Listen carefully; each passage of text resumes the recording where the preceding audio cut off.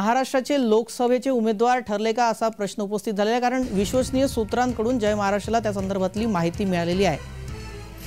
भाजपाची जी पहिली यादी जाहीर करण्यात आली होती त्यामध्ये महाराष्ट्रातल्या एकही उमेदवाराचं नाव घोषित करण्यात आलेलं नव्हतं। त्यानंतर आता भाजपाची केंद्रीय निवडणूक समितीची बैठक पार पडलेली आहे, त्यामध्ये आता महाराष्ट्राचे उमेदवार ठरलेत का असा प्रश्न उपस्थित होतोय, कारण त्या संदर्भातली माहिती जय महाराष्ट्राला मिळाली आहे।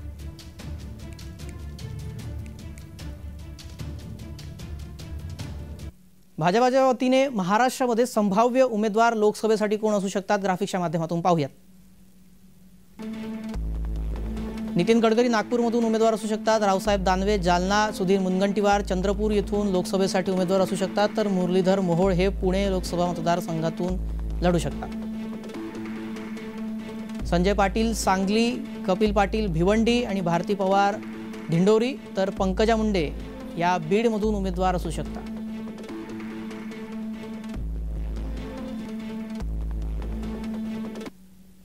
या संदर्भात आमचे प्रतिनिधी रोहन कदम अधिक माहिती देत आहेत, पाहूयात।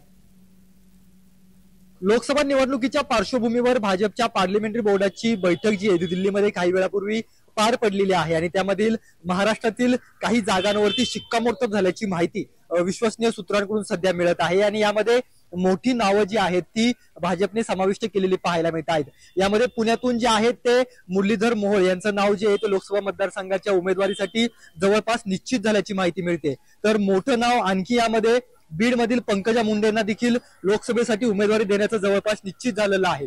प्रीतम मुंडेंना बसून पंकजा मुंडेंना जो आहे तो याच्यामध्ये स्थान दिलेलं पाहायला मिळत आहे। तर नागपूरमधून नितीन गडकरी, जालन्यातून रावसाहेब दानवे, चंद्रपूरमधून सुधीर मुनगंटीवार यांना जे आहे लोकसभेवरती पाठवलं जाऊ शकतं। पुण्यातून मुरलीधर मोहोळ, सांगलीतून संजय काका पाटील, तर भिवंडीतून कपिल पाटील यांचं नाव निश्चित करण्यात आलेलं आहे। तर दिंडोरीमधून भारती पवार आणि बीडमधून जे आहे ते पंकजा मुंडेंचं नाव जवळपास निश्चित केलेलं आहे आणि याबाबतचा अधिकृत निर्णय जो आहे तो उद्या सकाळपर्यंत येणं अपेक्षित आहे।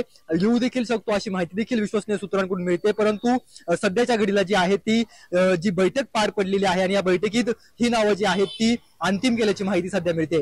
रोहन कदम, जय महाराष्ट्र न्यूज, पुणे।